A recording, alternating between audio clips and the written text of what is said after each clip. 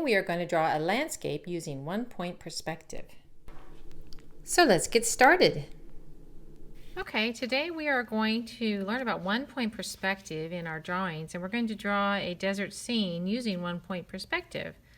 And in this drawing in particular, you can see how things like the road seems to go off into the distance and then it ends up here. And this is called the vanishing point, where things kind of tend to go to this point. So we're going to draw this scene with one-point perspective using a one-point vanishing point. So the very first thing you need to do is with your paper, you're going to make your horizon line. Now you can just get a ruler and draw a horizon line, or you can do it a simple way by folding your paper in half, and then you have a horizon line already in place. Then you can use that to get your ruler and draw, or you can just start with a ruler and draw it straight across. Okay, so the next thing we're going to do is we're going to make our guiding lines, and in order to do that we still need our ruler. Now this is our vanishing point, so we're going to put a little dot here for our vanishing point. And we're going to take our straight edge, our rulers, and we're going to go one end at this vanishing point and the next end off the corner of the paper. Now it doesn't go all the way. You can slide your ruler up and finish it off. Our rulers aren't long enough, but that's okay. So then the other direction, we're going to do one at the bottom. These are our guiding lines, starting at the vanishing point and off the other end side of the paper. Now you'll notice when I'm drawing the straight lines, my ruler's a little bit warped. But I hold my ruler on one side and I draw on the other. I don't cross my hands over. I don't do it like this, crossing over. That's awkward. So and notice also I have my fingers spread out to hold the ruler the whole length. Rather than just up here, if I were to do that, then as I draw down the straight edge, it starts to slant because there's nothing supporting that. So I spread my fingers out. Also, I don't overlap the edge, but I keep them off the edge of the ruler, and I push some pressure and hold my ruler down so that when I'm drawing my straight edge, drawing my straight line, the ruler doesn't slip. So it's just good technique for drawing straight lines. Alright, so I am basically following along with this handout that I have given you as far as how to draw our desert scene. So the next thing we're going to do is we're going to make our cactus. Now in the packet there are some pictures of some cactus, some saguaro cactus, and see here how it starts bigger and gets smaller as you get closer to the vanishing point. So we want to make our saguaro cactus starting out big and smaller. What else do you notice about the cactus as they get shorter and as they get smaller? If you notice, they get a little bit lighter too, don't they? Because they're farther in the distance and we just don't see the colors as much. So that's another way that you can draw things to make it look realistic. So we're going to look, there's a couple of samples of some saguaro cactus. There's a good picture of one, and the next page as well, without the shading on it. So you can look at that, or you can look at the photos. And our first one is going to start right here. And we're going to use our guiding lines. We want our cactus to start around here and end around there. So I'm just going to go up, kind of draw some cactus. Doesn't have to be perfect. I think I need it to go down a little bit though. All right. Now, one thing that you want to do is you want to make sure your cactus are nice and straight. I actually don't like the way mine kicks over like that. It makes him look crooked, and it's easy to make the cactus start to tilt. We want them to stand up nice and straight. So that's better. He needs to be parallel with the side of my paper. So now I'm going to draw another cactus next to that one. So I'm looking at this paper here, and I'm going to draw a second one. Now the bottom of the cactus does not need to be like lined up here. It could be more of a cactus shape to it. but it needs to extend down to here. So here's my next cactus. Not only is it going to be a little bit shorter, but it's also going to be slightly thinner. Each time as they get farther away from me, they're going to be a little thinner and a little shorter. But making sure they're straight up and down. Now, one thing you can do in order to make sure that your cactus are straight up and down is you can take the edge of your paper and fold it over so it's straight and just draw a real faint line. That just sort of keeps, it's a good guiding line to kind of remind you that it needs to stay straight up and down, parallel with the edge of your paper. You know what parallel is. So these need to be parallel with the edge of the paper. So I'm going to do a few more cactus.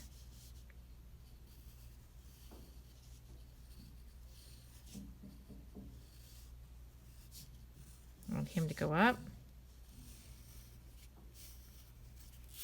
All right. You can see my cactus are not perfect. And then of course not all of the parts of the cactus go up to the top guiding line. These are just like some cactus alongside the road.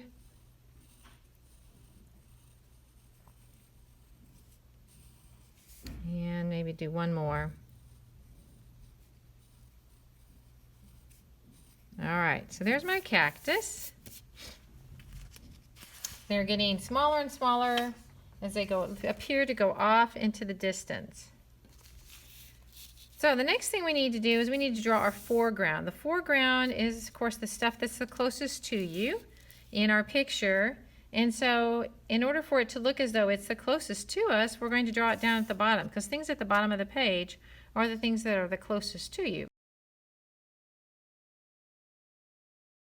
There's lots of different samples of different types of plants and rocks here that were drawn to give you ideas. Here's even the cactus, if you need help with that, different types of cactus. And of course, a desert is filled with animals. So here's some different pictures of animals that you could use. If that would help you, you can add all kinds of desert animals in here, and you can pause the video to look at it. So I'm going to just draw some plants down here in the front of my picture, and maybe I will draw, I like this prickly pear, so I'm going to draw a prickly pear that's up front, up close to me. I like that one. I think that will look cool. A couple of prickly pear plants, I can't even say it. All right, and then I'm going to draw a rock behind it. I'm looking at these pictures of these rocks. I kind of like those. So, you know, rocks, just wiggly lines. There's a rock. I'm going to put a little rock in front of this prickly pear. And then maybe I will put in some more rocks and plants kind of throughout my yard, my landscape here. Now this is my horizon line. So at some point, I'll go through and I will erase the horizon line that's crossing over my cactus. So I don't want to accidentally draw that in. Okay, so I'm just going to put in some more rocks and bushes.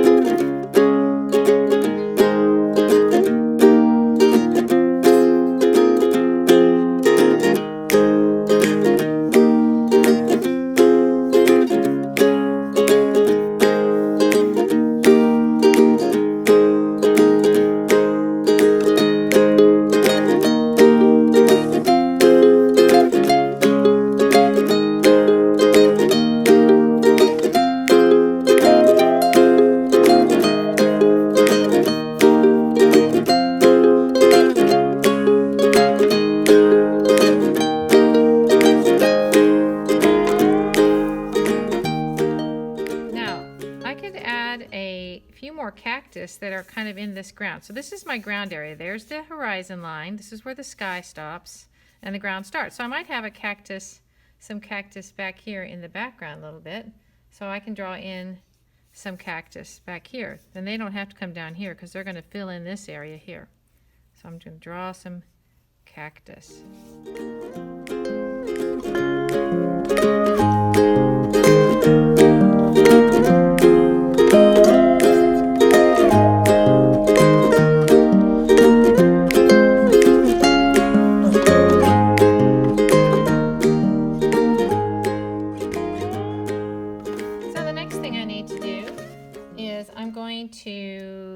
Well, let's see. I think I've got everything. I can always add more animals and things, but for your examples, I'll stop with this. Now we're going to do our background, and we need to have some mountains, and maybe the sun, and maybe the clouds. So let's go ahead and we'll put in our mountains. And with our mountains, they can just be some wiggly lines across the back. They don't have to be anything in particular or anything fancy, just some simple mountains. So I think I'm going to start over here on the side and just, I don't want to draw through my cactus. I have to be careful about that. I can always erase.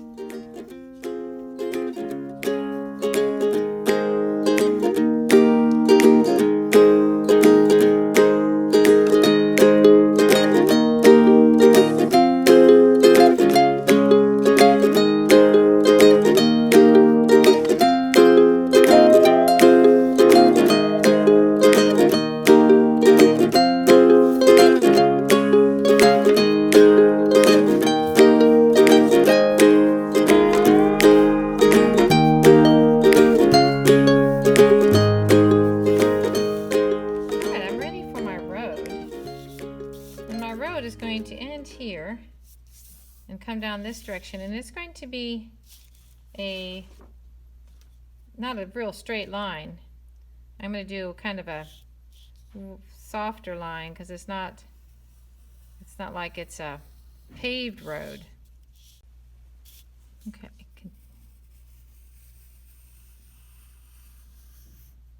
So I will go back and I'll erase this really straight line. You can do that before you do your road if you want to, because I don't want a really strong line there. I actually think my road feels a little skinny to me, so I think I'm going to redo it and make it a little fatter.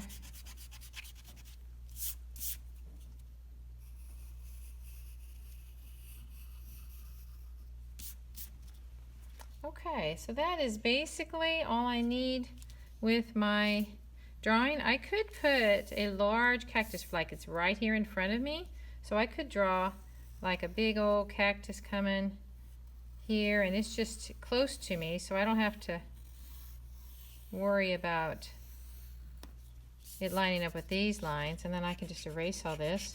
I might even put like a bird on it or a lizard. I can put a lizard crawling on some of these rocks, or maybe this is a rock here that has a lizard on it. So there's lots of ways you can add things to your designs, and then you just add color with colored pencils and markers, outline with markers here, and color it in. So have fun.